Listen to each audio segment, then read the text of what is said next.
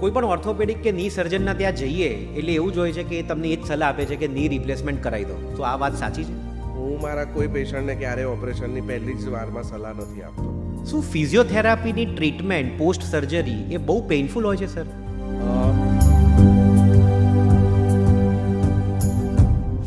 સાહેબ એમ કહો કે ભાવનગરથી સાઉથ કોરિયાની ફેલોશિપની આ જર્ની એ પ્રી ડિસાઇડેડ હતી કે કંઈક નવો વળાંક આવ્યો જીવનમાં? દીપભાઈ આમ કહું ને તો એ કોઈ ટ્રાવેલિંગ પ્લાન નહોતો, પણ કદાચ એક ડેસ્ટિનીનું જીપીએસ હતું અને મારું પેશન હતું કે મને એ તરફ લઈ ગયું. ગુજરાતીઓ અને ની સર્જરી એની વચ્ચેનું કોમન ફેક્ટર કયું છે? દીપભાઈ, ગુજરાતીઓને વારસામાં ખાલી મિલકત જ નથી મળતી, સુખ સાહેબી એટલી જ મળેલી છે. આપણા ખાવાનું, આપણું બેઠાડું જીવન એ કદાચ બીજા રાજ્યો કરતાં ઘણું વધારે છે. એટલે મને એવું લાગે છે કે ગુજરાતીઓમાં એટલે જ નીના દર્દી ઘણા બધા વધારે છે. શું આપને ક્યારે સર સપનામાં ની સર્જરી કરતા હોય એવું સપનું આવે છે કે સવારે ઉઠીને કોઈ ઊંઘમાંથી ઉઠાડે ને મને તો હું ઓપરેશન કરી શકું છું? એટલા બધા ઓપરેશન કર્યા છે એટલે હવે સપના તો નથી, પણ ડાયરેક્ટ એવું થાય છે કે રોજ સવારે ઉઠીને 6 વાગે તો ઓપરેશન ચાલુ થઈ જાય છે. કયા એવા પ્રશ્નો છે સર ઓપરેશન થિયેટરમાં જતા પહેલાં રિલેટિવ્સ, દર્દીના રિલેટિવ્સ એ તમને પૂછી રહ્યા છે? સૌથી મોટો એક ક્વેશ્ચન એવો હોય છે કે સાહેબ,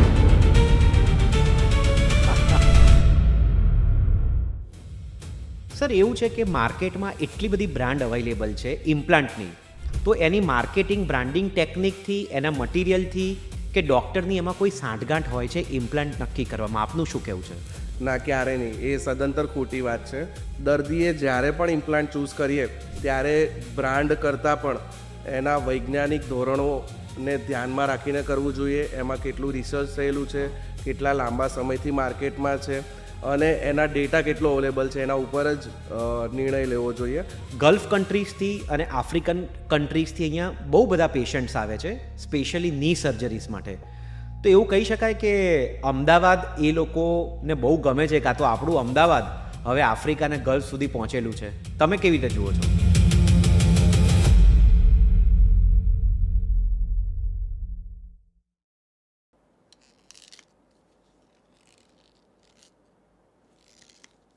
ની રિપ્લેસમેન્ટ, યસ, તમે સાચું ગેસ કર્યું. અને આપણા ગુજરાતીઓના તો દરેક ઘરમાં લગભગ આ પ્રશ્ન હોય છે, રાઈટ? ઘૂંટણનો દુખાવો. પહેલાં આપણે એવું માનતા હતા કે 60, 70 કે 80 યર્સ એના પછી જ આ પ્રશ્ન ઊભો થાય છે, અને અત્યારના તો લગભગ 40 વર્ષના લોકોને પણ આ પ્રશ્ન સતાવે છે. અને આપણે ની રિપ્લેસમેન્ટ માટે લગભગ બધું જ ગૂગલ કરી દીધું હશે. આપણે આપણી આજુબાજુમાં કયા સર્જન છે, કોને સર્જરી પછી પેઇન થયું છે, નથી થયું, એ બધી તપાસ કરી છે ને. આજે આપણે અમુક મિથ ક્લિયર કરવા માટે અહીંયા મળીએ છીએ. એ છે કે ફિઝિયોથેરાપી, સર્જરી પછીની ફિઝિયોથેરાપી કેટલી પેઇનફુલ હોય છે? શું તમે નોર્મલ લાઈફ જીવી શકશો તમારા ની રિપ્લેસમેન્ટ પછી? તમે કોઈ સ્પોર્ટ્સમાં એક્ટિવ હોવ તો તમે સ્પોર્ટ્સ કન્ટિન્યુ કરી શકશો? ઇન્ડિયન ટોયલેટ યુઝ કરી શકાશે? તમે મંદિરમાં ગયા તો પલાઠી વાળીને બેસી શકાશે? આ તમામ સવાલના જવાબ એ આજે આપણે આપણા પોડકાસ્ટમાં, બહુ જ ઇન્ટરેસ્ટિંગ પોડકાસ્ટ થવાનું છે આ. એમાં એક ની સર્જન, લીડિંગ ની સર્જન બેઝડ ઇન ગુજરાત, અમદાવાદ, આજે એમની સાથે આપણે એક ચર્ચા કરવા જઈ રહ્યા છે. He is going to share his insights, his years of experience. He throws light on the myth and which will change the life, change the thoughts of the people who are planning for the knee surgery. અને એમાં પણ ગભરાવાની જરૂર નથી. Specially જે લોકો સાબરમતી, ચાંદખેડા, વૈષ્ણવદેવી અને ગાંધીનગરના એરિયામાં છે એ લોકોને તો ચિંતા કરવાની જરૂર નથી. ખબર છે કેમ? ડૉક્ટર જતીન વડોદરિયા સાહેબ આપણી સાથે છે. ડૉક્ટર જતીન સર, 2030માં અમદાવાદમાં કોમનવેલ્થ ગેમ રમાવા યોજાઈ રહી છે, જ્યારે ભારતમાં વિશ્વમાંથી world delegates, media, sports person એ લોકો ભારત આવી રહ્યા છે, અમદાવાદ આવી રહ્યા છે. આ ઓપોર્ચ્યુનિટીને આપ કેવી રીતે મેડિકલ ટુરિઝમ સાથે સંલગ્ન કરી રહ્યા છો? બિકોઝ અત્યારે એટલી બધી કન્ટ્રીઝમાંથી લોકો અહીંયા આગળ સર્જરી માટે અને મેડિકલ સર્વિસીસ માટે આવે છે. તો શું આપને લાગે છે કે આ એ બેસ્ટ ઓપોર્ચ્યુનિટી છે ભારત વિશે અને ભારતની મેડિકલ ટુરિઝમ વિશે વાત કરવા માટે? દીપભાઈ, ચોક્કસથી. અત્યારે તમે જોશો તો અમદાવાદમાં અને ભારતમાં મેડિકલ ટુરિઝમ બહુ જ ઘણું બધું વિકસી રહ્યું છે. કેન્સર સર્જરી, ની રિપ્લેસમેન્ટ, હાર્ટ સર્જરી, એના માટે તો દરેક દર્દી આવે જ છે. પણ સાથે સાથે અત્યારે જો આ સ્પોર્ટ્સ આપણે કોમનવેલ્થને એક ગેમ તરીકે લઈએ તો જો એ સ્પોર્ટ્સના હબ તરીકે અમદાવાદ વિકસે તો સ્પોર્ટ્સ ઇન્જરીની એટલી શક્યતાઓ રહી છે. આપણા અમદાવાદમાં વર્લ્ડ ક્લાસ ઇન્ફ્રાસ્ટ્રક્ચર સાથે સારી સારી મોટી હોસ્પિટલ્સ છે, સારા ડૉક્ટરો છે કે જે વર્લ્ડના નામાંકિત ડૉક્ટરો પણ અમદાવાદમાં પ્રેક્ટિસ કરી રહ્યા છે. અને આપણું ઇન્ડિયા વિઝા એટલું ઇઝી છે, લોકો ફ્રેન્ડલી છે. પેશન્ટને ક્યારે એવું લાગતું નથી કે પેશન્ટ છે કે એને સેફટી ફીલ થતી હોય છે. બિલકુલ. તો 100% જેમ અત્યારે આપણે આ હાર્ટની અને કેન્સરમાં જેમ દર્દીઓ મેડિકલ ટુરિઝમ વિકસ્યું છે એમ 100% સ્પોર્ટ્સ ઇન્જરી માટે પણ વિકસી શકે એવું છે. ડૉક્ટર સાહેબ, એક આગળ પ્રશ્ન પૂછું એની પહેલાં એક કોમન ક્વેશ્ચન્સ જ્યારે હું રિસર્ચ કરતો હતો આપના પોડકાસ્ટ પહેલાં કે કયા સવાલ આપને પૂછીને હું મારા જે ફોલોઅર્સ છે, મારા જે ઓડિયન્સ છે એ લોકોને હું એજ્યુકેટ કરી શકું, એમાં પહેલો એક કોમન ક્વેશ્ચન એ આવે છે કે જો તમે ની રિપ્લેસમેન્ટ કરો તો તમે ઇન્ડિયન ટોયલેટ યુઝ નહીં કરી શકો, તમે પલાઠી વાળીને નહીં બેસી શકો, તમે જમીન ઉપર નહીં બેસી શકો. તો શું આ હકીકત છે ને ખરેખર એવું શક્ય બને? તો જે લોકો આનાથી ટેવાયેલા છે એ લોકો કેવી રીતે એમની જીવનશૈલી બદલી શકે? થોડે ઘણે સાચી હકીકત છે. પલાઠી વાળીને 100% દર્દી નીચે બેસી શકે છે, જમવા માટે પણ બેસી શકે છે. પણ હા, હું મારા દરેક દર્દીને એવી સલાહ આપીશ કે ની રિપ્લેસમેન્ટ આપણે દુખાવો મટાડવા માટે કરાયું છે, ન કે નીચે બેઠવા માટે. પણ આપણા ગુજરાતની લાઇફસ્ટાઈલ પ્રમાણે અથવા તો ઇન્ડિયાની લાઇફસ્ટાઈલ પ્રમાણે નીચે બેસવું કે મંદિરમાં પૂજા કરવું જરૂરી હોય છે. તો દરેક દર્દી 100% બેસી શકે છે. હા, પણ 15-20 મિનિટથી કે 5-10 મિનિટથી વધારે ના બેસવું જોઈએ, જરૂરિયાત પ્રમાણે જ બેસવું જોઈએ. અને એની સાથે ઉભડક પગે બેસવાની તો અમે ક્યારેય સલાહ નથી આપતા, કેમ કે જ્યારે ઉભડક પગે બેસીએ છીએ ત્યારે ઘૂંટણનો સાંધો 90 ડિગ્રી કરતાં વધારે વળે છે. અને જે આપણે ગાદી નાખી છે, જે કૃત્રિમ ગાદી નાખી છે કે જેને પ્લાસ્ટિક કહીએ, એ ઘસાવાની શક્યતા વધારે રહે છે. અને જે સાંધો 20-25 વર્ષ ચાલવાનો છે એ વહેલો ઘસાઈ જાય છે. એટલે 100% પલાઠી વાળી શકાય, પણ ઉભડક પગે બેસવાનું ટાળવું જોઈએ. તો આ પણ એક મિથ છે જે આપે કીધું કે 20થી 25 વર્ષ સુધી સાંધો ચાલી શકે છે. તો ઘણા લોકોમાં એવી મિથ હોય છે કે જો અમે ની સર્જરી કરાવીશું તો સાંધાનું જે એનું જે આયુષ્ય છે, એની જે વેલિડિટી છે એ કદાચ 5 કે 7 વર્ષ પછી મારે ફરીથી બદલાવવાનું હશે. તો એ મિથ કેટલા અંશે સાચી છે? ના, એ મિથ ઘણી ખોટી છે. આજથી કદાચ 40 વર્ષ પહેલાં ની રિપ્લેસમેન્ટ ચાલુ થયું હતું, ત્યારે જે સાંધા વપરાતા હતા એનું આયુષ્ય કદાચ આપણે 15-20 વર્ષ ગણીએ. પણ હવે અત્યાધુનિક ટેકનોલોજી સાથે નવા જે સાંધા આવે છે કે જેમાં ક્રોમિયમ કોબાલ્ટની ઉપર કોટિંગ હોય છે, TIBNનું કોટિંગ હોય, અથવા તો સિરામિક જે જોઈન્ટ કહીએ, એ 20થી 25 વર્ષ આરામથી ચાલે છે. અને ઘણા દર્દીમાં જો એનું બેલેન્સિંગ સારું હોય, એનું અલાઇનમેન્ટ સારું હોય, જો દર્દી સાચવે બરાબર, એનો કોઈ ઇન્જરી ના થાય અથવા તો નીચે વધારે પડતું ના બેસે, તો એ 25થી 30 વર્ષ પણ ચાલતા હોય છે. એટલે સદંતર ખોટી માન્યતા છે કે 5થી 10 વર્ષમાં સાંધો ઘસાઈ જાય છે. કદાચ મારા શરૂઆતની પ્રેક્ટિસમાં જે મેં અત્યારે 15 વર્ષ પહેલાં કરેલા છે, જે જોઈન્ટ જ્યારે આ અવેલેબલ નહોતા અને રૂટીન જોઈન્ટ નાખેલા છે, એ દર્દી આજે જ એટલા ખુશ છે. એ દર્દીઓમાં કોઈ કમ્પ્લેન નથી. અને એમના કોઈ સગા સાથે બતાવવા આવે ત્યારે એવું જ કહેતા હોય છે કે સાહેબ સરસ ઓપરેશન થયું છે. એટલે હવે તો એના કરતાં પણ ઘણા સારા સાંધા અવેલેબલ છે. અને એના ઉપરથી તો જો આપણે કહી શકીએ કે 25-30 વર્ષ આરામથી કોઈ વાંધો ના આવે. તો જ્યારે આ ઇમ્પ્લાન્ટની વાત કરવામાં આવે છે ત્યારે અત્યારે એટલા બધા ઇમ્પ્લાન્ટ્સ અવેલેબલ છે માર્કેટમાં, તો એમાંથી કયું ઇમ્પ્લાન્ટ ચૂઝ કરવું? જે ફોર એક્ઝામ્પલ જોન્સન છે, ગોલ્ડ છે, એવા ઘણી બધી બ્રાન્ડ છે અને દર્દીઓને ઘણી વખત એની માહિતી નથી હોતી.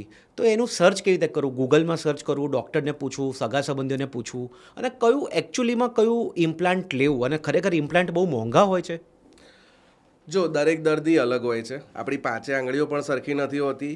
એમ દરેક દર્દીની તાસીર અલગ અલગ હોય, દરેક દર્દીની રિક્વાયરમેન્ટ અલગ અલગ હોય, દરેક દર્દીનું ફિઝિક્સ અલગ અલગ હોય, બોડી ફિઝિક અલગ અલગ હોય. તો હું એવું નથી ક્યારે કોઈ પેશન્ટને ફિટ કરી દેતો કે ભાઈ દરેક પેશન્ટમાં એક જ કંપનીના જોઈન્ટ અને એક જ મોડેલનું જોઈન્ટ આપણે નાખી શકીએ. પણ હા, જો કોઈ નાની ઉંમરનું દર્દી છે તો એમાં 100% આપણે જે નવા સિરામિક અથવા તો જે બીજા કોઈ જે ગોલ્ડની આપણે કહી શકીએ કે જેમાં TIBNનું કોટિંગ હોય, કે જેમાં ઘસારો ઓછો થતો હોય છે, એ ઓપ્શન આપી શકીએ. ફિમેલ પેશન્ટ જે આપણા ભારતની કદાચ આપણી હાઇટ પ્રમાણે નાની હોય છે, ઓછી હોય છે, તો એમાં અમુક કંપનીના જે ઇમ્પ્લાન્ટ હોય છે કે જે બોન પ્રિઝર્વિંગ હોય છે, જેમાં હાડકું ઘણું બધું નથી કપાતું હોતું, તો એવા સ્પેસિફિક ઇમ્પ્લાન્ટ આપણે વાપરી શકીએ છીએ. તો એવું જરૂરી નથી કે એક જ કંપનીના ઇમ્પ્લાન્ટ સારા હોય છે. અત્યારે માર્કેટમાં ઘણી બધી કંપનીઝ છે કે જે કદાચ તમે જોન્સનની વાત કરી તો જોન્સન એક જૂનું નામ છે એટલે દરેક દર્દીને એવું છે કે જોન્સન એટલે સારી જ હોય, પણ હા, જોન્સન કરતાં પણ ઘણી બધી કંપનીઓ માર્કેટમાં વર્ષોથી છે અને ઘણું સારા એના ઇમ્પ્લાન્ટ હોય છે. હા, પણ તમારે એના માટે ચોક્કસથી તમારા ડૉક્ટર જોડે વિચાર વિમર્શ કરવો જોઈએ અને ડૉક્ટર તમને 100% સાચી સલાહ જ આપશે. એટલે એના ઉપરથી નિર્ણય અમે લેતા હોય છે અને દરેક દર્દીમાં હું અલગ અલગ ઇમ્પ્લાન્ટ વાપરી શકતો હોઉં છું. એટલે દર્દીઓ પણ એવું જરૂરી હોતું નથી કે એક જ ઇમ્પ્લાન્ટ માટે આગ્રહ રાખવો જોઈએ.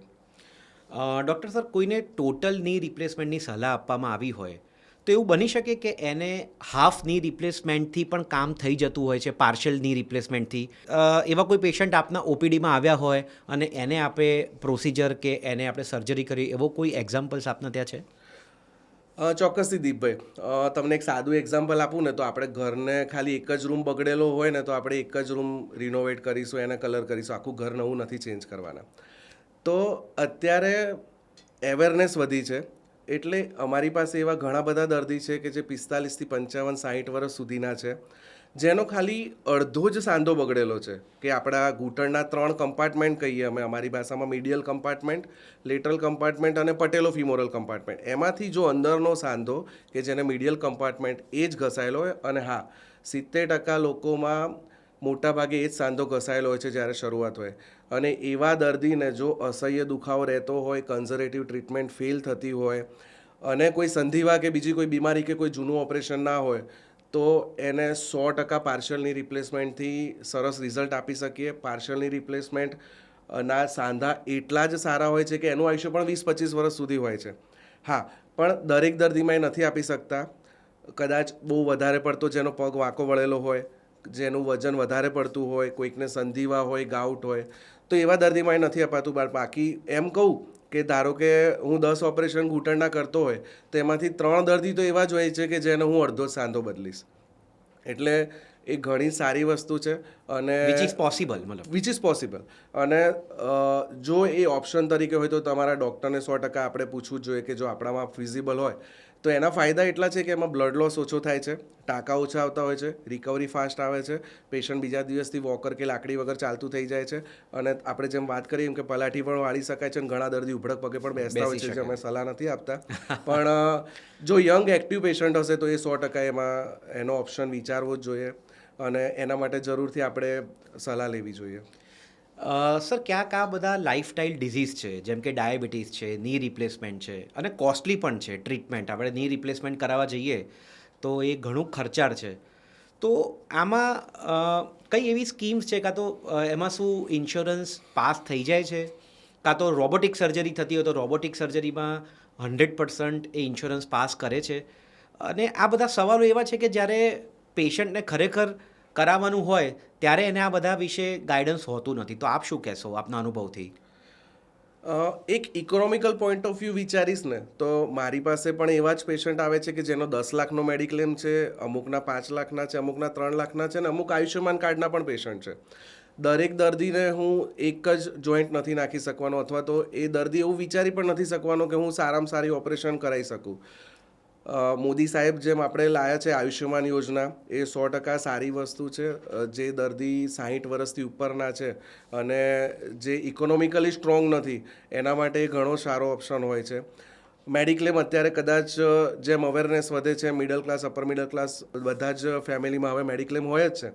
તો મેડિક્લેમમાં આપણે એનો લાભ લઈ શકીએ છીએ. પેશન્ટ કેશલેસની સુવિધા પણ લેતું હોય છે. એમાં ની રિપ્લેસમેન્ટ 100% દરેક દર્દીને પાસ થતું જ હોય છે. હા, 3 વર્ષનો એનો લોકિંગ પીરિયડ હોય છે. અને રોબોટિક સર્જરી 100% દર્દીને મળે છે. એના મેડિક્લેમના જે ટર્મ્સ પ્રમાણે દરેક દર્દીને મળવા પાત્ર હોય છે. પણ મેડિક્લેમ વસ્તુ એવી છે કે કોઈકની પોલિસી 2ની હશે, કોઈકની 5ની હશે, કોઈકની 10ની હશે, કોઈકની કોપે હશે, કોઈકની ફ્લોટર હશે. તો એના માટે ઘણા બધા વેરિયેબલ છે. પણ દરેક કંપની હંમેશા દરેક કંપની દર્દીના હિતમાં જ કામ કરતી હોય છે. એટલે જ્યારે પણ રોબોટિક સર્જરીનો ચાર્જ મળવા પાત્ર હોય છે ત્યારે કંપની 25,000થી લઈને લાખ રૂપિયા સુધીના પાસ કરે જ છે. એટલે જો એ ઓપ્શન હોય ને તો 100% રોબોટિક સર્જરી માટે આપણે વિચારવાનું એક ઓપ્શન રાખવો જોઈએ. તો આને સિમ્પલ ભાષામાં જો સમજવું હોય કે રોબોટિક સર્જરી અને ટ્રેડિશનલ સર્જરી એ બંને વચ્ચેનો તફાવત શું, અને રોબોટિક સર્જરી કરાવી હોય તો કેમ કરાવી જોઈએ, અને રોબોટિક સર્જરી કરાવતી વખતે કઈ કઈ વસ્તુઓ ધ્યાનમાં રાખવાની જરૂર હોય છે? દીપભાઈ, અત્યારે બધાએ ઘણું બધું રોબોટિક સર્જરી વિશે સાંભળ્યું છે, એટલે મને પણ એ થોડોક ક્વેશ્ચનનો આન્સર આપતા આનંદ થશે. સાચું કહું તો રોબોટ ક્યારેય ઓપરેશન નથી કરતો હતો. રોબોટ એ સર્જનના કંટ્રોલમાં જ હોય છે. રોબોટિક આસિસ્ટેડ ની રિપ્લેસમેન્ટ એ સાચો વર્ડ છે રોબોટિક સર્જરીમાં, રોબોટિક ની રિપ્લેસમેન્ટ માટે. હા, રોબોટિક સર્જરીના 100% ફાયદા છે. જેમ કન્વેન્શનલ સર્જરી કરીએ છીએ એમાં તમને સાદું સમજાવું તો એક જીગ સિસ્ટમ હોય, એનાથી અમે ની રિપ્લેસમેન્ટ કરતા હોઈએ. એમાં જે માર્કિંગ હોય છે, એમાં જે કટ્સ હોય છે, એક 19 mm સાદી ભાષામાં ખેલ છે ની રિપ્લેસમેન્ટ. કદાચ ઘણા બધાને નહીં ખબર હોય કે નીચેથી અમે 9 mm પેલું ટીબિયાનું હાડકું કાપીએ, ઉપરથી 9 mm ફીમરનું હાડકું કાપીએ, અને વચ્ચે જે ગાદીની સાઇઝ પ્રમાણે બેલેન્સિંગ કરતા હોય છે, કે જે આઈબોલિંગ અને ડૉક્ટર કે સર્જનના એક્સપિરિયન્સ ઉપર આધાર રાખે. હવે આ જ વસ્તુ રોબોટ આપણને એક્ઝેક્ટ અલાઇનમેન્ટ, એક્ઝેક્ટ પ્રિસિઝન અને 1 મિલીમીટર અથવા તો 0.5 મિલીમીટરનો જે ગેપ હશે ને એ પણ બતાવશે. એટલે જેમ કે આપણે પહેલા જમાનામાં સાદી ભાષામાં સમજાવું તો કે આપણે એડ્રેસ પૂછીને જતા હતા. હવે આપણી પાસે ગૂગલ GPS મેપ છે. હા, ગૂગલ GPS મેપ છે. છે. યસ. પણ ગાડી તો સર્જને જ એટલે ગાડી તો ડ્રાઈવરે જ ચલાવવાની છે, ભલે જીપીએસ હોય. એટલે સેમ કે હું એક ડ્રાઈવર તરીકે વિચારું તો ગાડી હું ચલાવીશ, પણ એક જીપીએસ મને હેલ્પ કરશે. એટલે 100% રોબોટિક સર્જરીના ઘણા ફાયદા હોય છે, અને એનાથી પ્રિસિઝન, અલાઇનમેન્ટ, જે જોઈન્ટ આપણે બેસાડીએ છીએ ને એ એક્સિલન્ટ આવતું હોય છે, અને એનાથી જે સાંધાની આયુષ્ય વધે છે. સર્જન જો એકદમ કુશળ હોય અને જો એને રોબોટિક્સ નો સાથ મળે ને તો એ પેશન્ટનું રિઝલ્ટ એક્સિલન્ટ મળતું હોય છે. એટલે કન્વેન્શનલમાં હું એવું કહીશ કે પેશન્ટમાં ઘણીવાર અમે કેવું છે કે રિલીઝ કરતા હોય છે કે સોફ્ટ ટિશ્યુ, આજુબાજુની જે ટિશ્યુ છે એને વધારે પડતી ખોલવી પડતી હોય છે. રોબોટિકમાં એ નથી ખોલવાની હોતી, અથવા તો ઓછી ખોલવી પડતી હોય, એટલે દુખાવો ઓછો થતો હોય છે. બરોબર છે. રિકવરી ફાસ્ટ આવે છે, પેશન્ટ ચાલતા ઘણા થતાં ફાસ્ટ હોય છે. અને જે નેચરલ નહીં કહી શકીએ કે પેશન્ટને એવું લાગે કે 2 મહિના પછી કે મેં ની રિપ્લેસમેન્ટ કરાવ્યું જ નથી, એવું જે બેલેન્સિંગ થઈ શકે છે. આ તો ડૉક્ટર સર વાત થઈ ની રિપ્લેસમેન્ટ ઉપર. હવે આપણે હિપ રિપ્લેસમેન્ટ ઉપર વાત કરીએ તો હિપ રિપ્લેસમેન્ટ એ કયા સંજોગોમાં જરૂરી બને છે કે જ્યારે હિપ રિપ્લેસમેન્ટ સર્જરી કરાવવી જ પડે, અને એ હિપ રિપ્લેસમેન્ટ સર્જરી કરાયા પછી કઈ કઈ વસ્તુનું ધ્યાન રાખવામાં આવે છે? હિપ રિપ્લેસમેન્ટ જેમ ની રિપ્લેસમેન્ટ એટલે આપણો સાંધો ઘસાઈ જાય છે, ઓસ્ટિયો આર્થરાઇટિસ થાય છે. હિપ રિપ્લેસમેન્ટ એવા દર્દીમાં મોટા ભાગે જેને એવીએન, એવાસ્ક્યુલર નેક્રોસિસ ઓફ હિપ કહીએ, કે સાદી ભાષામાં તમે સાંભળ્યું હશે કે ગોળો સુકાઈ ગયો. હવે અત્યારે કદાચ એનું ચલણ ઘણું વધારે છે. આજથી કદાચ 5-10 વર્ષ પહેલાં એવું હતું કે અમે 100ની રિપ્લેસમેન્ટ કરીએ ને તો એમાંથી 10 જ હિપ રિપ્લેસમેન્ટના પેશન્ટ આવે, જોઈન્ટ રિપ્લેસમેન્ટ. પણ કોવિડના લીધે અથવા તો કોવિડમાં જે સ્ટીરોઇડ્સ આપ્યા છે એના લીધે યંગર જનરેશન 20 વર્ષથી લઈને 50 વર્ષના દર્દીઓમાં ઘણો જ ઉછાળો આવ્યો છે, અને એવા દર્દીમાં એવાસ્ક્યુલર નેક્રોસિસ ઓફ હિપ અથવા તો બોલ સુકાઈ જવો અથવા તો ગોળો ખરાબ થઈ જવો, એવા દર્દીમાં અમે હિપ રિપ્લેસમેન્ટની સલાહ આપતા હોઈએ છીએ. કેમ કે એકવાર જો એ વાસ્ક્યુલર નેક્રોસિસ થાય ને તો એના 4 સ્ટેજીસ હોય, 1, 2, 3, 4. હવે 1 ને 2 સ્ટેજમાં પેશન્ટ ચાલતા ફરતા હોય, દુખાવા સાથે જીવી શકે છે, પણ 3જા અને 4થા સ્ટેજમાં એમાં કોઈ જ ઓપ્શન નથી, કોઈ ઇન્જેક્શન, કોઈ બીજું ઓપરેશન, કોઈ લાગુ પડતું નથી. એમાં જેમ લાસ્ટ ઓપ્શન ની રિપ્લેસમેન્ટ હોય, એમાં હિપ રિપ્લેસમેન્ટ જ કરવું પડતું હોય છે. એટલે એ ઘણો સારો ઓપ્શન હોય છે. અને હું તમને દીપભાઈ સાચું કહું ને તો કે ઓર્થોપેડિકમાં જો કોઈ મિરેકલ સર્જરી હોય ને તો હિપ રિપ્લેસમેન્ટ છે. કેમ કે જે હિપ રિપ્લેસમેન્ટવાળા જે એવિયન, જેને બોલ સુકાઈ ગયો છે, એવા દર્દીની જે લાઈફ હોય ને ઘણી રિસ્ટ્રિક્ટેડ હોય. લંગડાતો ચાલતો હોય, પલાઠી ના વાળી શકતો હોય, ઉભડક પગે ના બેસી શકતો હોય, અને એક ગિલ્ટ સાથે જીવતા હોય કે આમ સહન કરીને જીવતા હોય. અને એને જો હિપ રિપ્લેસમેન્ટ કરું ને, જેમ કે મેં હમણાં જ અઠવાડિયા પહેલાં એક પેશન્ટ 3જા દિવસે કે સાહેબ હું 3 વર્ષથી આટલો, મને 3 દિવસ, હું આટલા 3 દિવસમાં ઓપરેશન પછી સૂતો છું, 3 વર્ષમાં સૂતો જ નથી એમ. એટલે એનું ઘણું સારું રિઝલ્ટ મળતું હોય છે, અને પેશન્ટની લાઈફ ઘણી સુધરતી હોય છે. અને એમાં ઇમ્પ્લાન્ટ્સ પણ હવે તો નાની ઉંમરે પહેલાં એવો હાવ હતો કે નથી ઓપરેશન કરાવવું હિપ રિપ્લેસમેન્ટનું, પણ હવે સિરામિકના ઇમ્પ્લાન્ટ અને નયા ડ્યુઅલ મોબિલિટી ઇમ્પ્લાન્ટ્સ અને સારા ઇમ્પ્લાન્ટના લીધે એની પણ લોન્જિટિવિટી 25-30 વર્ષ હોય છે. તો એ પણ શું લાઇફસ્ટાઈલને કારણે થાય છે કે એ વારસાગત આવ્યું છે કે હિપ રિપ્લેસમેન્ટ હવે તો યુવાનોમાં પણ ઘણી જગ્યાએ જોઈએ છે કે કોઈ જગ્યાએ ન્યૂઝપેપરમાં, ન્યૂઝ કવરેજમાં વાંચતા હોય, ઓનલાઈન મીડિયામાં, તો એ કેમ આટલું કોમન થઈ ગયું છે? હવે એ દીપભાઈ મેં તમને કીધું ને કે કોવિડ પછી એના કેસીસ ઘણા વધી ગયા છે. હા, એના પહેલાં મોસ્ટ કોમન જે રીઝન હતા એમાં આલ્કોહોલ અને સ્ટીરોઇડ યુઝના લીધે આપણા ઇન્ડિયામાં આપણે કહી શકીએ કે એવા કેસીસ, અથવા તો જે ટ્રાઇબલ્સ એરિયામાં સિકલ સેલ એનિમિયાના દર્દીમાં અમે ઘણા દર્દી જોતા હતા. પણ હવે જે કોવિડના લીધે અથવા તો આપણી જે આલ્કોહોલની હવે કદાચ એ ટેબુ નથી રહ્યું, ઘણા બધા દર્દી એના લીધે પણ હવે આવતા હોય છે. તો એના લીધે હિપ રિપ્લેસમેન્ટના કેસ ઘણા વધી ગયા છે વધી હવે. ગયા છે. ઓકે. હવે સર આપણે જે વાત કરી ની સર્જરીની વાત કરી ને પોસ્ટ ની સર્જરીની વાત કરી. ની સર્જરી ક્યારે કરાવવી જોઈએ? એટલે કે તમે જેમ વાત કરી કે તમે દરેક પેશન્ટને સલાહ નથી આપતા, ઘણામાં પાર્શિયલ ની રિપ્લેસમેન્ટ શક્ય બને છે, પણ ની રિપ્લેસમેન્ટ ક્યારે કરાવવું જોઈએ? કયા એવા 4 કે 5 બાબતો છે કે જેને હવે એવું લાગે છે કે ની રિપ્લેસમેન્ટ તરફ આ જઈ રહ્યું છે? તો એમાં હું છે ને 5 એક રેડ ફ્લેગ્સ કહીશ, કે હું એને રેડ ફ્લેગ્સ કહું. બિલકુલ, યસ. કે પેશન્ટને દરેકને દુખાવો થાય ઘૂંટણનો એટલે ઓપરેશનની નથી જરૂર. હા, પણ જો દરેક એવું દર્દી છે કે જેને અઠવાડિયામાં 3 થી 4 વાર પેઇન કિલર લેવી પડે છે, પહેલાં જેમ એ પોતાની જિંદગી જીવતા હતા કે સરસ ચાલતા ફરતા હતા, ખુરશીમાંથી બેસીને ફટાફટ ચાલવા માંડતા હતા, સીડી ચડ ઉતર સરખી રીતે કરી શકતા હતા, એ બધામાં જ જો રિસ્ટ્રિક્શન આવે તો એ સાઇન છે. બીજું કે તમને 1-2 વર્ષ કે 6 મહિનાથી દુખાવો છે અને તમે બધા જ ઉપચારો અપનાવી ચૂક્યા છો, દવા, કસરત, ઇન્જેક્શન, અને તો પણ નથી મળતું, તો એ તમારું એક ક્રાઇટેરિયામાં આવી શકે. ત્રીજું છે કે પેશન્ટને હું એમ જ પૂછું કે ભાઈ તમે પહેલાં કેટલું ચાલતા હતા અને હવે કેટલું ચાલી શકો છો? એટલે પેશન્ટ એમ જ કહેશે કે સાહેબ પહેલાં તો હું 5 કિલોમીટર ચાલતો હતો, હવે મારું એ ઓછું થઈ ગયું છે. પછી એમ કહું કે તમે કોઈ પ્રસંગ હોય તો સરસ રીતે એન્જોય કરી શકો. ના, કે બધા લગ્નમાં ડાન્સ કરતા હોય છે અને ગરબા કરતા હોય છે, હું ખુરશીમાં બેઠી હોઉં છું. તો એ બધા રેડ ફ્લેગ્સ છે. એટલે પેશન્ટને હું એમ જ કહીશ કે જો આ બધી જ વસ્તુઓ જો વધતી જતી હોય અને સારું ના થતું હોય ને, તો પછી કરાવવું જોઈએ. અને એ ટાઈમ થઈ ગયો છે કે હવે ખેંચવાનો કોઈ મતલબ નથી, નહીં તો કોમ્પ્લિકેશન થવાના ચાન્સીસ વધશે. ક્યારે એવો અનુભવ થયો છે સર કે આપના ઓપીડીમાં પેશન્ટ આવેલા હોય ને બીજી જગ્યાએથી 2-3 જગ્યાએથી એમને રિફર કરેલું હોય કે ની રિપ્લેસમેન્ટ જ હવે તમારે ઓપ્શન છે, અને આપના ત્યાં આવેલું હોય અને આપની જોડેના વાતચીતથી, એના રિપોર્ટ, એમઆરઆઈથી, સીટી સ્કેનથી આપને લાગે કે એની જરૂર નથી ને ખરેખર એ દર્દી આજે 2-4 વર્ષે સ્વસ્થ ફરતું હોય ઓપરેશન વગર, એવું બન્યું છે? 100%. જો હું એક વાત કહું ને, તો આપણે ઓપરેશન હંમેશા કોઈ રિપોર્ટનું નથી કરતા, દર્દીનું કરીએ છીએ. એટલે સારવાર પણ દર્દીની કરવાની. એવા ઘણા દર્દી હોય કે જેનો એક્સરે બહુ ખરાબ હોય પણ પેશન્ટને કોઈ કમ્પ્લેન ના હોય.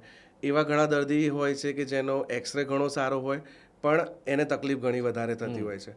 તો એવા કન્ડિશનમાં હું એવું કહીશ કે ની પેઇનના કારણમાં મેનિસ્કસ ઇન્જરી અથવા તો ગાદી જે ફાટી જવાના લીધે થતું હોય, સંધિવાના લીધે થતું હોય છે, આજુબાજુ સાઇનોવાઇટિસ થતું હોય તો પણ દુખાવો રહેતો હોય છે. જો આપણે એની પ્રોપર ટ્રીટમેન્ટ કરવામાં આવે ને, અને જો એ કદાચ સંધિવા એને ડાયગ્નોસિસ થયું હોય 50 વર્ષે કે 40 વર્ષે, હા મોસ્ટ કોમન છે ફિમેલમાં 40-50 ડાયગ્નોસ થતું હોય, તો ત્યારે આપણે તરત એને એક્સરે સારો હોય પણ એને બહુ દુખાવો થતો હોય ને આપણે એની રિપ્લેસમેન્ટ કરી દઈએ તો એને ક્યારે સારું રહેવાનું જ નથી.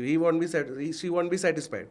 એટલે એવા દર્દીમાં જો આપણે ખાલી સંધિવાની ટ્રીટમેન્ટ કરીએ, દવા, કસરત કરીએ અથવા તો જે ઇન્જેક્શનથી સારવાર કરીએ, તો હા ચોક્કસ એ પેશન્ટને 4-5 વર્ષ સારું જ રહેતું. એને એવા ઘણા દર્દી પણ આવે છે કે સાહેબ 5 ડૉક્ટરે ઓપરેશનનું કીધું હતું ને તમે રિપોર્ટ કરાયા અને તમે જોયું કે આમાં સંધિવાન ગઠિયાવાની તકલીફ છે, તો તમે ટ્રીટમેન્ટ કરી તો હવે સારું છે.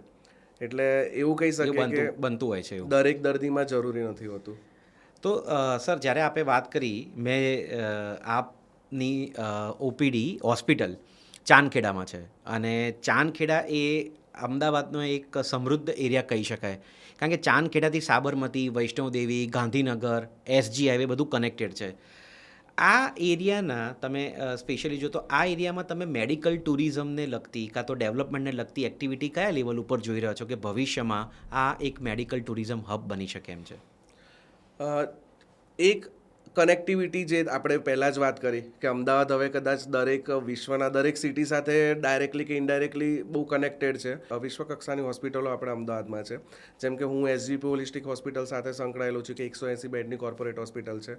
મારી પોતાની હોસ્પિટલ સાબરમતીમાં છે કે જે exclusive orthopaedic and joint replacement centre છે. તો અમે જે ફેસિલિટીઝ આપીએ છીએ કે જેમ કે હું રોબોટિક સર્જરી કરું છું, મારી પાસે મેડ ઇન યુએસએ રોબોટ છે, તો એ બધી જ સગવડો જે દર્દીને કદાચ યુએસ કે આફ્રિકા કે કેન્યા કે ગલ્ફના કન્ટ્રીઝમાં જે ઘણા બધા વધારે ચાર્જ સાથે છે, આપણે એટલે જ એ જ ટ્રીટમેન્ટ કદાચ એના કરતાં ઘણી સારી ટ્રીટમેન્ટ આપણે આપી શકીએ છીએ. તો એ 100% વધવાનું છે. જેમ કે અત્યારે પણ ઘણા બધા દર્દી દર મહિને 1-2 મહિને પેશન્ટ ઘણા આવતા જ હોય છે. અને હા, એકવાર જાય અને એ કદાચ એનઆરઆઈ પેશન્ટ હશે તો આવવાનું છે, પણ જે કદાચ આફ્રિકાના નેટિવ પેશન્ટ છે ને એ પણ હવે ત્યાંથી ડાયરેક્ટ કોન્ટેક્ટ કરીને 1-2 મહિના પછી કોન્ટેક્ટ કરે કે sir right now I am fine, so I am sending one more patient, so please take care of them. અચ્છા. So that is the way કે આપણે 100% આપણે સારું કામ કરીએ છીએ. અને હા, ખાલી લોકોને બતાવવાની જરૂર છે કે સારું એવું કામ સારા એવા ઓછા પૈસામાં અને સરસ કામ થાય છે, તો 100% એ વધારી શકીએ. વધારી શકે અને India has that potential. India has the doctor, the medical equipments, the infrastructure facilities, transportation, safety, friendly people. Yes. What do not we have? We have everything, right? Yes. અને કદાચ હું તમને કહું કે યુએસના સારામાં સારા ઓર્થોપેડિક સર્જન છે ને, એમાં 30% તો ઇન્ડિયન જ છે. Indians છે. 30% તો ઇન્ડિયન જ છે. એટલે ઘણા પેશન્ટ્સ જે મારા ફ્રેન્ડ છે જે યુએસમાં સેટ થયા છે, એ લોકો પણ એવું કહે છે કે એ લોકોને પણ ઇન્ડિયન્સ ડૉક્ટર ઉપર ઘણો બધો ટ્રસ્ટ છે. પણ હા, હેલ્થ કેર મોંઘું છે. એટલે અમારા એમ કહીએ ને કે દિવાળી પછી તો બહુ બધા ઓપરેશન હોય કે બધા ત્યાંથી ડિસેમ્બર ક્રિસમસની રજાઓમાં બહુ બધા ઓપરેશન થતા હોય છે એના લીધે. રાઈટ. સર, આપે જે પહેલાં વાત કરી કે આપ ભાવનગરથી સાઉથ કોરિયાની ફેલોશિપની આપની જે એક જર્ની રહી છે, તો એમાં સબ સ્પેશિયાલિટી પણ ઘણા બધા ઓપ્શન હતા. તો આપે આ જ ની સર્જરી, હિપ રિપ્લેસમેન્ટ, એમાં જ આપે ઝંપલાવ્યું, એનું કોઈ ખાસ કારણ? ઓર્થોપેડિકમાં છે ને દીપભાઈ, ઘણી બધી Subspeciality હોય છે. સ્પેશિયાલિટી છે, જેમ કે paediatric surgery, આર્થ્રોસ્કોપી, spine surgery, trauma basic છે. પણ જોઈન્ટ રિપ્લેસમેન્ટ એવી વસ્તુ છે ને કે તમે દર્દીના વર્ષોના જે દુખાવા છે ને, એક ઓપરેશનથી થોડાક જ ટાઈમમાં મિટાવી શકીએ છીએ. અને જે દર્દીમાં ડ્રાસ્ટિક એની લાઈફમાં ચેન્જ આવે કે જે એનું જીવન કદાચ એ દુખાવાથી અસહ્ય કે જે લાઈફ નહોતા જીવી શકતા, અને એ પેશન્ટ ધારો કે 6 મહિના પછી આપણી જોડે હસતા હસતા આવે. ઘણીવાર તો એવું થાય કે પેલા પેશન્ટ છે નવરાત્રિમાં અમને ઘણા વિડીયો મોકલે મને અચ્છા, ગરબા કરતા. કે સર કે તમે મને કે જો હું ગરબા રમતી થઈ ગઈ. અરે વાહ, એટલે એક્સેલન્ટ.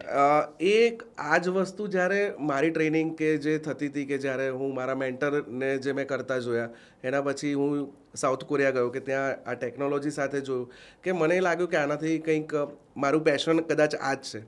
એટલે અત્યારે હું મારા એક વ્યવસાયની સાથે સાથે એક પેશન પણ થઈ ગયું છે કે દર્દીને સરસ એક લાઈફ આપી શકીએ છીએ, અને દર્દી હંમેશા યાદ રાખે કે આનાથી મારી લાઈફ ચેન્જ થઈ છે. એટલે મને ત્યારે પણ એવું થતું હતું કે એક તમને કદાચ કિસ્સો કહું કે એક બા હતા, કદાચ એજેડ, એકલા જ રહેતા હતા, અને એકલા રહેતા હતા એટલે ઓપરેશન કંઈ કરાયું નહીં, પણ છેલ્લે 75 વર્ષે એવું થયું કે હોમબાઉન્ડ થઈ ગયા હતા. અને ત્યારે કદાચ આ બધી આયુષ્યમાન કાર્ડની સ્કીમને, હું ત્યારે ગવર્મેન્ટમાં હતા, એટલે એવું પણ નહોતું કે ઇમ્પ્લાન્ટ્સ આવતા હતા.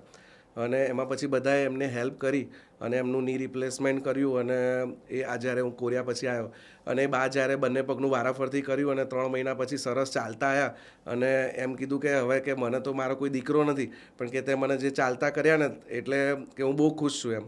અને બા હજી હમણાં સુધી, કદાચ છેલ્લા 3 વર્ષથી કોન્ટેક્ટ નથી, પણ કોવિડ પહેલાં સુધી એમના મેસેજ આવતા હતા કે ના, હવે હું સરસ છું એમ. એટલે એના પછી જ મને લાગ્યું કે મારું ફિલ્ડ આ જ છે, મારે જોઈન્ટ રિપ્લેસમેન્ટ સર્જન જ થવું છે. એક્સેલન્ટ. અને એનાથી વધારે કંઈ જ નથી એમ. So it is with the passion, it is a very emotional also, because when you see the patients are coming towards you, જ્યારે પહેલાં પેઇન લઈને આવતું હતું ને હવે સ્માઇલ લઈને Smile જાય લઈને આવે છે, છે. તો કેટલું એ બંનેમાં અને એ તમારાથી બન્યું હોય એ સેટિસ્ફેક્શન લેવલ કદાચ નેક્સ્ટ લેવલ પર છે. એના વિશે કદાચ શબ્દોમાં વર્ણવી ના હા, શકાય. એટલે એનો આનંદ ઘણો અલગ છે. અલગ જ હવે છે. આટલા ટાઈમ પછી હવે એ જ આનંદ વધારે આપે છે. આજકાલ સર આપણે જોઈએ છે ન્યૂઝપેપરમાં આપણું જે યુથ છે, એટલે 30 થી 40 વર્ષના લોકોમાં પણ ની રિપ્લેસમેન્ટ હવે બહુ કોમન થયું છે. એ લોકોને ઘૂંટણના પ્રશ્નો એટલા બધા થઈ ગયા છે. તો આમાં મુખ્યત્વે શું ખાલી લાઇફસ્ટાઇલ જવાબદાર છે, કે શારીરિક એટલે ફિઝિકલ એક્સરસાઇઝ ના કરવી એ જવાબદાર છે, કે વધારે પડતી ફિઝિકલ એક્સરસાઇઝ કરવી એ જવાબદાર છે? દીપભાઈ, 30 થી 40 વર્ષમાં શું થાય છે કે મોસ્ટ કોમન હું એક કહીશ કે લાઇફસ્ટાઇલ તમે જે કીધું ને, એક તો આપણું બેઠાડું જીવન, બધા કોર્પોરેટ લાઈફ છે, મોબાઈલ અને કોમ્પ્યુટરની સામે આખો દિવસ બેસી રહેવાનું હોય છે, ફિઝિકલ એક્ટિવિટી ઓછી થઈ ગઈ છે, સનલાઇટ એક્સપોઝર ઓછું થઈ ગયું છે, કદાચ પોલ્યુટેડ ખાવાનું, આપણે જે ન્યુટ્રિશન એટલું સારું નથી મળતું. એટલે એના લીધે 30 થી 40 વર્ષમાં જે જ્યારે હું ભણતો હતો ત્યારે દર્દી 50 પછી જ આવતા હતા. મારી ઓપીડીમાં 35 વર્ષના બેન કે 30 વર્ષના બેનનો એક્સરે કરાવું તો એમાં પણ ઘસારો દેખાતો હોય છે, અથવા તો જે કોર્પોરેટ ફિલ્ડના પેશન્ટ આવે છે કે એમના પણ ની ઘસાઈ ગયેલા હોય છે. તો એ મેં જે કીધું એમ કે એક્સરસાઇઝ વગરનું જીવન અને લાઈફસ્ટાઈલ જે ચેન્જીસ છે, બહારનું ખાવાનું, અને એ બધું ઘણું મેટર કરે છે. અને સૌથી ખરાબ કે વજન, ઘણા દર્દીમાં વજન વધારે પડતું અથવા તો કંટ્રોલ ના હોય, એના લીધે પણ નાની ઉંમરે થતું હોય છે. ત્રીજું, સ્પોર્ટ્સના લીધે પણ હવે ઇન્જરી વધતી હોય છે, કે સ્પોર્ટ્સ ઇન્જરી ઘણી બધી વધી ગઈ છે. રાઈટ 30 થી 40 વર્ષમાં મેનિસ્કસ ઇન્જરી, લિગામેન્ટ ઇન્જરી એવા દર્દીઓ પણ ઘણા બધા આવે છે અને ઘૂંટણના દુખાવા સાથે આવે અને એમાં પણ ઓપરેશનની જરૂર પડતી હોય છે. ની રિપ્લેસમેન્ટ નહીં પણ જે સ્પોર્ટ્સ આર્થ્રોસ્કોપિક સર્જરી કરવી પડતી હોય છે અને એના લીધે દુખાવાના ઘણા પેશન્ટ વધી ગયા છે. જે લોકોને સર ની પેઇન હોય છે એ મોટાભાગે વોટ્સઅપ યુનિવર્સિટી જો જોઈએ ને તો એમાં તો એવું આવે છે કે આ ઓઇલ, આ ક્રીમ, કાં તો હિમાલયા એટલે પહાડી સાઈડમાંથી આ ઓઇલ મળી રહ્યું છે, કાં તો તમે જો કેરાલા કે કર્ણાટકમાં જાઓ તો ત્યાં ક્રીમ મળે છે અને તમે આ દેશી ઉપચાર કરો, કાં તો લીમડાના બી તમે લો. તો આ બધું આનાથી ખરેખર રાહત થાય છે શું? મતલબ કારણ કે મેં એટલે સુધી સાંભળ્યું છે પણ પછી ફરીથી એ દર્દીઓને ઘણી વખત હું મળું છું ફરીથી તો હું જોઉં છું કે બહુ કંઈ મને ફરક નથી લાગતો આમાં. આ વોટ્સઅપ યુનિવર્સિટીની છે ને સૌથી મોટી ડિગ્રી આ તેલ માલિશ જ છે. એમ એટલા માટે કહીશ કે શરૂઆતમાં ફરક પડશે પણ જ્યારે પણ એ દુખાવો વધતો જતો હોય અથવા તો સ્ટેજ 4 આર્થરાઇટિસ થતો હોય છે ને ત્યારે આ કંઈ જ અસર નથી કરતું હતું. હા, ઇનિશિયલ સ્ટેજ જ્યારે 40 થી 50ના છો કે તમને કોઈક નાની ઇન્જરી થઈ છે કે તમારો પગ મચકોડાયો છે ત્યારે 100% એ બધું અસર કરતું હોય છે.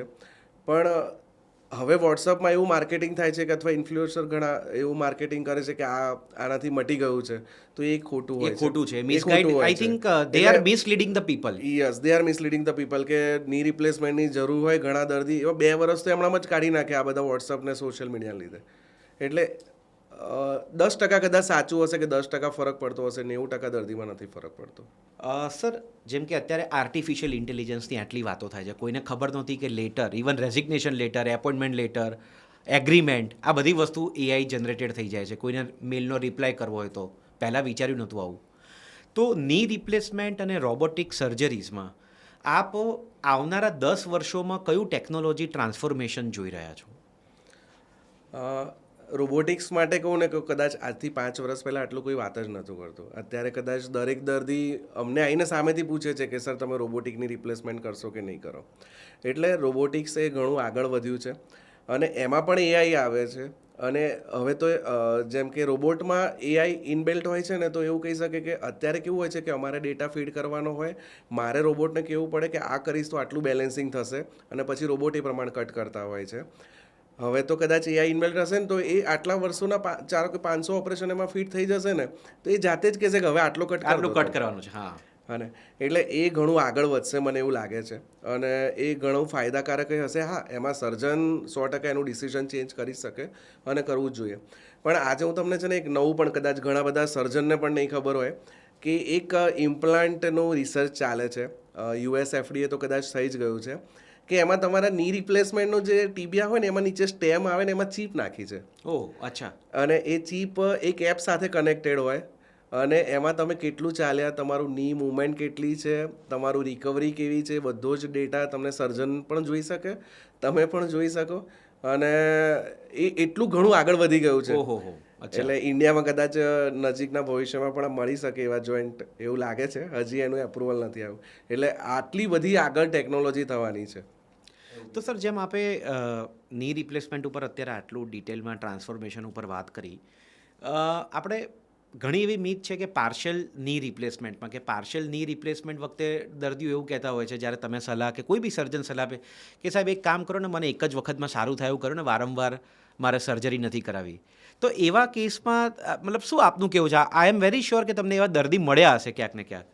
એટલે એવા દર્દી હું શું કહું ખબર છે કે ભગવાને જે બનાવ્યો હતો સાંધો એ 55-60 પછી અડધો જ ઘસાયેલો છે. 55-60 વર્ષ પછી તો આ નાખીશ તો એ થોડો કે આખો ઘસાઈ જવાનો છે. એટલે એનો મતલબ કે મીડિયલ કમ્પાર્ટમેન્ટ આર્થરાઇટિસ છે જ્યાં ડેવલપમેન્ટ હંમેશા આર્થરાઇટિસનું ત્યાં જ થાય છે. ખાલી એની ટ્રીટમેન્ટ કરીશું તો બાકીનો કમ્પાર્ટમેન્ટ બચી જ જવાનો છે. બરાબર. ધારો કે જો ઘસાવાનો હોત તો એ અત્યારે ઘસાઈ જ ગયો હોત ને. એટલે એવું જરૂરી નથી. હા, એ કેન્ડિડેટ જેના ખાલી અડધો જ સાંધો બગડેલો છે અને એમાં જો પાર્શિયલની રિપ્લેસમેન્ટ કરીએ ને તો એમાં પેશન્ટને એક્સિલન્ટ રિઝલ્ટ મળતું હોય છે. અને પહેલાં કેવું હતું કે દર્દીઓ છેલ્લા સ્ટેજમાં આવતા હતા, હવે અવેરનેસ વધી છે. એટલે એવા ઘણા દર્દી છે કે જે 50 વર્ષના હોય છે, અડધો જ સાંધો બગડેલો છે અને એવા દર્દીમાં જો આ પાર્શિયલની રિપ્લેસમેન્ટ કરીએ ને તો 100% સારું રિઝલ્ટ મળતું હોય છે. તો સર આપના નજીકના સર્કલમાં, સગામાં કે આપના ફ્રેન્ડ સર્કલમાં કે આપના ફેમિલીમાં જો કોઈને સેમ સમસ્યા હોય આવી વસ્તુની અને એ આપની પાસે કોઈ પ્રશ્ન લઈને આવે છે તો એમાં તમારું જજમેન્ટ શું હોય છે? એટલે મારું એક પેશન્ટ તરીકે જો એ કહીશ, અત્યારે કદાચ ઘણા હું પેશન્ટને સમજાવતો હોઈશ ને, પેશન્ટ એમ કે સાહેબ ઓપરેશન કરવું જરૂરી છે, તો હું પેશન્ટને શું આન્સર આપતો હોય કે ભાઈ મારા મમ્મીને કે મારા માસીને જે થાય ને, એ હું જો જે તમે ટ્રીટમેન્ટ કરીશ ને હું તમારામાં કરીશ. એટલે ધારો કે મારા નિયર રિલેટિવ છે એને પણ જે ટ્રીટમેન્ટ કરવાની હશે એઝ એક પેશન્ટ જ કરીશ. ધારો કે એમાં પાર્શિયલની જરૂર છે તો હું પાર્શિયલ જ કરીશ, અને એમાં જો ટોટલની રિપ્લેસમેન્ટની જરૂર છે તો ટોટલ જ કરીશ. અને જો જરૂર નથી તો એને 100% કહીશ કે હજી તમારો ટાઈમ નથી થયો, હજી તમારો સ્ટેજ 3 જ છે, તમે કન્ઝર્વેટિવ ટ્રીટમેન્ટ કે ફિઝિયોથેરાપીને મેડિસિનથી આપણે જે ટાઈમ ખેંચી શકીએ છીએ. એટલે હા, ટ્રીટમેન્ટ દરેક માટે સરખી જ છે. એવું નથી કે સગા છે તો આપણે એને અલગ ટ્રીટમેન્ટ કરીએ. ના, આવું ઘણા લોકો વિચારતા હોય છે. અને કેવું હોય છે કે જ્યારે પોડકાસ્ટ માટે તમે જતા હો ત્યારે હું પણ એક એઝ અ એવું વિચારું કે હું એમને ફર્સ્ટ ટાઈમ મળું તો મારા મનમાં કયા કયા સવાલો હોય, તો આ જે સવાલો હોય છે એ હું પૂછતો હોઉં છું. હવે ઘણી વખત ડૉક્ટર સાહેબ એવું બનતું હોય છે કે ઓપીડીમાં પેશન્ટ આવે અને જ્યારે નક્કી કરેલું હોય કે 3જી તારીખે 5મી તારીખે તમારા ઓપરેશન છે, અને પછી ઓપરેશનમાં આવે જ નહીં, એવો કોઈ ઇન્સિડન્ટ તમારા જોડે થયેલો છે? હું સાચું કહું ને તો એવું વર્ષમાં 5 વાર તો થાય જ છે. અને એના કારણોમાં ઘણીવાર જેન્યુઇન કારણ હોય છે કે કોઈક અચાનક કોઈક સગા બીમાર પડી ગયા, અથવા તો કોઈક ફેમિલીમાં એક્સપાયર થઈ ગયું હોય. અને ઘણા કેસમાં એવું થતું હોય છે કે અત્યારે પૈસાના કે કોઈ પણ વોટ એવર કારણના લીધે, અથવા તો કોઈક બીજા ઇન્ફ્લુઅન્સના લીધે ઘણા પેશન્ટ ના પાડે છે, અથવા તો આજે ના આવે પણ એ કદાચ 10 દિવસ પછી તો આવે છે. એવું કોઈ એવું નથી થતું કે ભાઈ જેણે સવારે એમ કે બપોર સર્જરી છે, સવારે દાખલ થજો 8 વાગે, અને ફોન જ ના કરે, ફોન જ ના ઉપાડે. એવું કદાચ વર્ષમાં એકવાર તો થાય છે. એ તો મારી સાથે નહીં, બધા સાથે નહીં, એકચ્યુઅલી મારી જોડે જ થયું છે. કારણ કે મારા મધરે ઓપરેશનના આગલા દિવસે જ મને કીધું કે એક કામ કર, આપણે નથી કરાવવું. એટલે મને એ ચિંતાથી આખી રાત હું સૂતો નહોતો કે આ કાલે નહીં જ આવે. અને સવારે કીધું મને સામેથી, મેં કે ના ચાલ કે આપણે જતા આવીએ, વાંધો નહીં. એટલે મને આખી રાત ચિંતા રહી છે કે બધું મમ્મી આપણે નક્કી થયું છે, 10 વર્ષ પછી તમે માન્યા છો અને હવે તમે સર્જરી કરીને ના પડો છો. અને આજે એ પલાઠી વાળીને ખુરશીમાં બેસી શકે છે. એટલે એ જોઈને મને બહુ આનંદ થાય છે. એ ઘણી સારી વસ્તુ છે. રાઈટ. એટલે આપણે કદાચ અત્યારે એટલે જ વાત કરીએ છીએ કે બીજા જે સાંભળે છે ને એ આમાંથી કંઈક જોવે ને એમને ખબર પડે કે ના ભાઈ આ વસ્તુ જ્યારે જરૂરી હોય ત્યારે કરાવી. અને સ્પેશિયલી સર આમાં આ વસ્તુ જે ઓલમોસ્ટ જે લોકો સાંભળી રહ્યા છે, ક્યાંક જીમ કરતા હશે, કાં તો યોગા કરતા હશે, વધારે પડતી ફિઝિકલ એક્સરસાઇઝ કરતા હશે, તો ઘણી વખત એવું કહેવામાં આવે છે કે તમે વધારે પડતી ફિઝિકલ એક્સરસાઇઝ કરો છો એટલે ઘૂંટણ તમારો વધારે ઘસાય છે. અને ઘણી વખત એવું કહેવામાં આવે છે કે ગુજરાતીઓની લાઈફસ્ટાઈલ બેઠાડું જીવન છે એટલે ઘૂંટણ ઘસે. તમારી હકીકત શું છે? જો સાચું કહું ને તો જો યંગ એજ છે, જેના મસલ મજબૂત છે, જેનું ફિઝિક સારું છે, જેનું વજન સારું છે, જે રેગ્યુલર એક્સરસાઇઝ કરે છે, એ જો જીમ રેગ્યુલર કરે છે અથવા તો ટ્રેકમાં જાય છે, અને એને કંઈ જ નથી થવાનું. પણ હા, જો તમારા મસલ મજબૂત નથી, તમે એક્સરસાઇઝ નથી કરતા અને અચાનક તમે દોડવાનું ચાલુ કરી દો, અથવા તો ચલો આ મેરેથોન આવી છે, નામ નોંધાય તો 5 કિલોમીટર ચાલી લઈએ, એ લોકોને 100% ઇન્જરી થવાની છે, અથવા તો એ લોકોનો દુખાવો વધવાનો જ છે. પણ જે રેગ્યુલર એક્સરસાઇઝ અને જે મેં કીધું ને કે હેલ્ધી લાઇફસ્ટાઇલવાળા પેશન્ટ છે ને એને તો ટ્રેકિંગ પણ કરી શકે, રનિંગ પણ કરી શકે, અને જીમને બધું જ કરવું જોઈએ. હા, પણ જો તમે 45-50ના થઈ ગયા છો, તમારે આર્થરાઇટિસ શરૂ થઈ ગયો છે, પછી આવું બધું ના કરવું જોઈએ. પછી તમારી લાઈફમાં થોડું મોડિફિકેશન કરીને જીમને અથવા તો જે રનિંગ અથવા તો હાઈ રનિંગ અથવા તો જે ઇન્ક્લાઇન વોકિંગ એ બધું જ અવોઇડ કરવું જોઈએ. અને ટ્રેકિંગમાં એની ઇન્જરી થવાના ચાન્સીસ વધારે છે. એટલે બંને સારી છે. હા, તમે પણ જ્યારે તમે ફિટ હો ત્યારે બધી જ ક્રિયાઓ તમે કરી શકો. તો ડૉક્ટર સર, ની પેઇન વખતે જો એ ની પેઇન શરૂ થઈ ગયું હોય તો પેઇન કિલર કેટલી સેફ છે? પહેલાં તો છે કદાચ આ પેઇન કિલર તમે કીધું ને કે પેશન્ટને હું એમ કહું કે પેઇન કિલર જરૂર પડશે, એટલે પેશન્ટ એમ જ લાગે આ ડૉક્ટર ઝેર આપે છે. એટલે સાચું કહું તો પેઇન કિલર એ ઝેર નથી, એ એન્ટી ઇન્ફ્લામેટરી મેડિસિન છે. પણ એક લેમેન લેંગ્વેજ તરીકે આપણે એને પેઇન કિલર કહીએ છીએ કે પેઇન મટાડે જ છે. પણ પેઇન કઈ રીતે મટાડે છે કે એન્ટી ઇન્ફ્લામેટરી એક્શનના લીધે પેઇન મટાડે છે. એટલે પહેલાંના જે શરૂઆતની કદાચ બ્રુફેન, ડાયક્લોફિનેક એ 100% કિડની બધાને, હાર્ટ, લીવર બધાને નુકસાન કરે. પણ હવે એવી મેડિસિન્સ છે, જેમ જેમ આપણે અત્યારે આટલી બધી ટેકનોલોજીની વાત કરી, રિસર્ચ થતું જાય છે, એવી માર્કેટમાં ઘણી બધી મેડિસિન્સ, બહુ બધી મેડિસિન્સ અવેલેબલ છે કે જે હાર્ટ, લીવર, કિડની કે ગેસ્ટ્રાઇટિસ નથી કરતું, કોઈ ઇફેક્ટ નથી કરતું. અને એવી મેડિસિન અમે દરેક દર્દીને હવે એવી જ મેડિસિન આપીએ છીએ. હું ક્યારેય ડાયક્લોફિનેક કે એવું ક્યારેય કોઈ દર્દીને આપતો નથી. ઓપરેશન પછી અમે કોઈ ઇન્જેક્શન નથી આપતા. પેરાસિટામોલ અને ટ્રામાડોલ આપીએ કે જે ક્યારેય નુકસાન નથી કરવાના. એટલે હા, જો દર્દીને જરૂર છે, દર્દી પેઇનથી રીબાય છે, સોજો વધારે છે, તો 100% જે ડૉક્ટર મેડિસિન આપે છે ને એ લેવી જોઈએ. હા, એ પેઇન કિલર કહેવાય, પણ એની સાઈડ ઇફેક્ટ ઘણી બધી ઓછી હોય છે, અને આપણે 10-15 દિવસ માટે જ લેવાના છે, તો લઈ લેવી લઈ જોઈએ. લેવી જોઈએ પણ એને કન્ટિન્યુ કરવી એ ડૉક્ટરની સલાહ મુજબ રાખવું 100% તમે એકની એક મેડિસિન અથવા તો એકવાર ડૉક્ટરને બતાવ્યું અને 10 દિવસમાં સારું થઈ ગયું હતું ને પછી ડૉક્ટરને બતાવવા નથી જતા, પેલું પડીકું રાખ્યું છે, હા, રાખ્યું છે, મેડિકલ હા. સ્ટોરમાં લઈ આવશું, એવું એવું ના નહીં. કરવું જોઈએ. 100% એવું ના કરવું જોઈએ. એક ડૉક્ટર તરીકેની તમારી લાઈફમાં સર, કારણ કે આ બહુ કેચી ટાઇટલ લાગે છે જ્યારે તમને હું ઓપીડીમાં મળું, જ્યારે તમારું સ્ટેટસ, સોશિયલ સ્ટેટસ જ્યારે જોઈએ ત્યારે ઘણી વખત એવું થાય કે ડૉક્ટર આપણે બનીએ તો એમની લાઈફ કેટલી રીચ હોય છે, કેટલી રિસ્પેક્ટેબલ હોય છે, તો એની પાછળની જે સેક્રિફાઈસીસ હોય છે આજે એની પર થોડી વાત કરીએ. ક્યારે એવું બન્યું છે કે તમે ફેમિલી સાથે દિવાળીમાં કોઈ પ્રોગ્રામ બનાવ્યો હોય, બહારગામ જવાનો, કે તમે મૂવી જોવા જવાના હોય, વેકેશનમાં જવાના હોય, કોઈ સોશિયલ ફંક્શનમાં જવાના હોય અને ઇમરજન્સી આવે અને તમારે એ કેન્સલ કરવું પડ્યું હોય? એવા તો કદાચ બહુ બધા હશે એક્ઝેક્ટ, પણ મને એટલું યાદ છે કે મેં ઘણા બધા પિક્ચરો અડધેથી છોડેલા છે. Oh my God. કાં તો પેલા આગળના 15 મિનિટ તો મેં ક્યારે જોઈ જ ના હોય, કે ફેમિલી પહોંચી ગયું ને આપણે લેટ પહોંચે, એવું 100% થયેલું છે. મને સાચું કહો ને તો મારા જેટલા કઝિન છે ને એ બધાના લગ્ન મેં ક્યાંય અટેન્ડ કર્યા ને મને યાદ જ નથી. કેમ કે 15 વર્ષ ભણવામાં જ ગયા છે. MBBSની સાથે ગણો કે MSની સાથે ગણો ને પછી હવે કદાચ એવો ટાઈમ થયો છે કે આપણે લગ્ન માટે પોતાનો ટાઈમ કાઢી શકીએ, પણ જ્યારે ભણતા હતા ત્યારે નથી જ ગયા. એટલે સોશિયલ લાઈફ કદાચ ઘણી બધી સેક્રિફાઈસ થઈ છે, પણ એનો એક આનંદ છે કે એક ડૉક્ટર તરીકેનો જે રિસ્પેક્ટ છે ને જે સમાજમાં મળે છે ને, અને એ બહુ મોટી વસ્તુ છે. પૈસા તો એક બાય પ્રોડક્ટ છે. હવે મને એવું લાગે છે કે તમે સારું કામ કરવાના છો, તમે સાચું કામ કરવાના છો, તમે એથિકલી પ્રેક્ટિસ કરવાના છો ને, તો તમને જે રિસ્પેક્ટ મળવાનો જ છે. અને રિસ્પેક્ટની સાથે સાથે જે તમે કીધું કે ઇકોનોમિકલ જે બેનિફિટ થવાનો છે. પણ હા, હવે કદાચ એ સેક્રિફાઈસીસ આટલા ટાઈમ પછી ઓછા થયા છે. શરૂઆતના ટાઈમમાં જ્યારે પ્રેક્ટિસ નવી હતી ત્યારે અડધી રાત્રે દોડીને 12 વાગે 2 વાગે બધી ઊંઘ બગાડીને ઘણા બધા પેશન્ટોને જોવા પણ ગયા છે ઇમરજન્સીમાં. અને જે તમે કીધું એમ સોશિયલ ફંક્શન ઘણા બધા કેન્સલ કર્યા છે, કે ઘણા અટેન્ડ પણ નથી કર્યા, કે ફેમિલી હોય ને આપણે અહીંયા હોય, એવું પણ થઈ શકે. સર, એક આપણા સોશિયલ સર્કલમાં, ન્યૂઝપેપરમાં અને જે આપણે જોઈએ ત્યાં કોઈક વખત એવું ફીલ થાય છે કે એજ્યુકેશન અને મેડિકલ આ બંને નોબલ કોર્સ છે અને નોબલ કોર્સ હતા, પણ હવે કમર્શિયલ થઈ ગયા છે. હવે બધી જગ્યાએ પ્રાઇવેટાઇઝેશન થઈ ગયું છે, ફીસ વધી ગઈ છે. તો આને આ ખાનગીકરણને અને આ બદલાવને તમે કેવી રીતે જોઈ રહ્યા છો? પહેલાં કદાચ આપણે ભણતા હતા, હું જ્યારે નાનો હતો ત્યારે ભણતા હતા, જ્યારે ટીચર્સ હતા એમણે આપણનું જે ઘડતર કર્યું છે મમ્મી પપ્પાની સાથે જ, પણ ત્યારે કમર્શિયલાઇઝેશન નહોતું. ડૉક્ટરમાં જ કહું કે એરિયામાં કોર્પોરેટ હોસ્પિટલ્સ નથી. એક જ ડૉક્ટર હોય કે જે એના ફેમિલી ડૉક્ટર કહીએ આપણે, Right. કે એને બધી જ ખબર હોય, કે તમે જશો ને દીપભાઈ તો તમારી હિસ્ટ્રી એને બધી ખબર હશે, અને તમારું બધી ટ્રીટમેન્ટ ઓછા રિપોર્ટમાં હા. અને સારી સારવાર થતી હતી.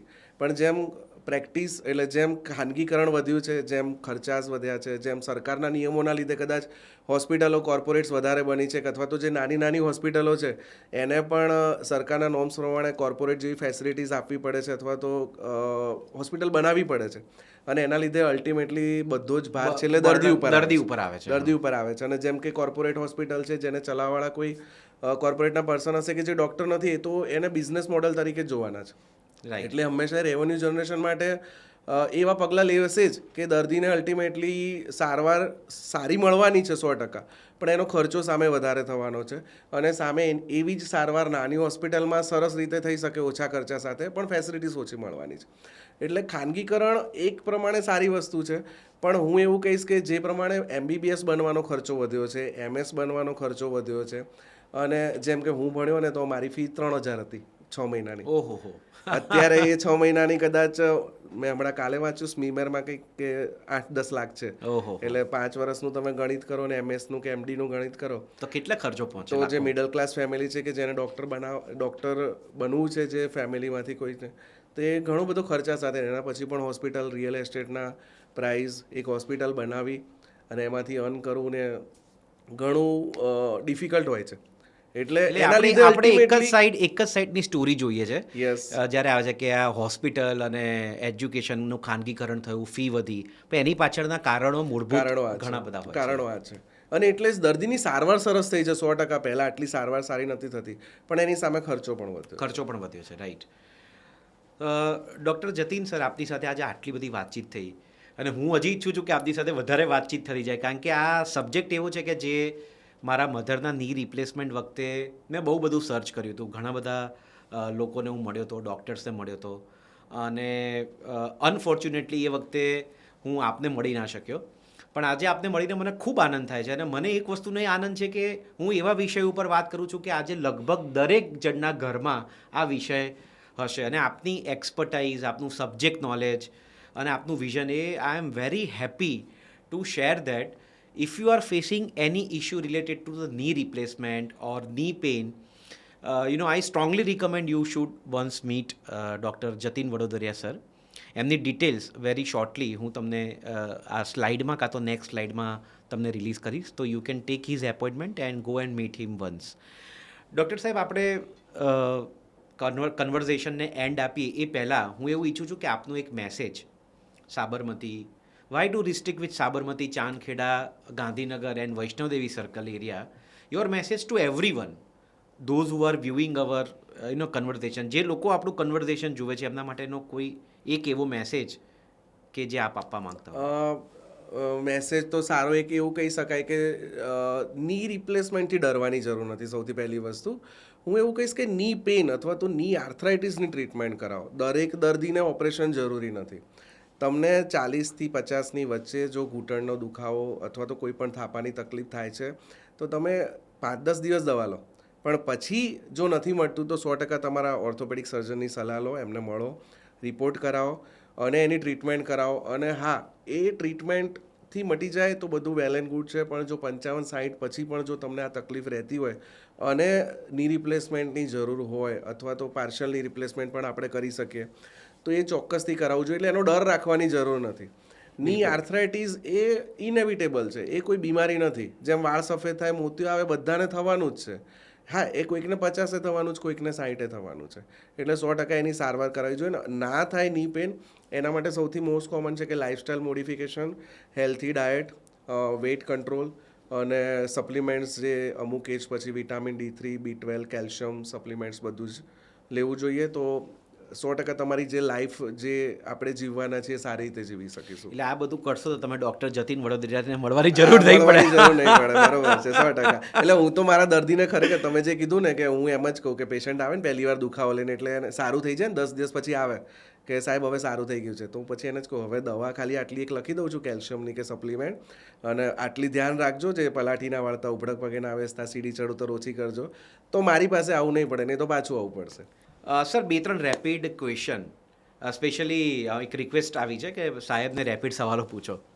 તો શું 75થી 80 વર્ષની ઉંમરમાં આપણે ની રિપ્લેસમેન્ટ કરાવીએ તો એ સેફ હોય છે?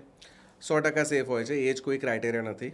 અચ્છા. કોઈક 80 વર્ષે યંગ હોય છે ને કોઈક 60 વર્ષે ઓલ્ડ હોય છે. એટલે જ્યારે જેની રિક્વાયરમેન્ટ ત્યારે કરાવી દેવાનું. રાઈટ.